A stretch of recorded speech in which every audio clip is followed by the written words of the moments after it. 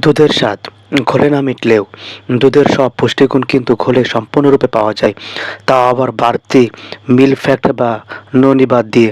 ঘোল বলি আর মাঠা বলি বা ইংরেজিতে বাটার মিল্ক যুগ যুগ ধরেই এই উপকারী আর সুস্বাদু পানীয় সারা বিশ্বের মানুষই পান করে আসছে আগ্রহ ভরে। ঘোলের ৯টি উপকারিতা।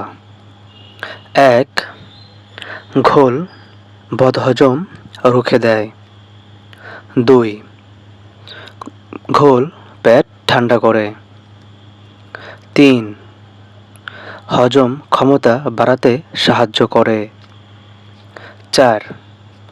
ভরপুর ক্যালসিয়াম পাওয়া যায়। ৫. রোগাহতে অনেক সাহায্য করে। ৬. পুষ্টিতে ঠাসা এই ঘোল। ৭. ব্লাড প্রেশার ও ক্যান্সারের জম। ৮.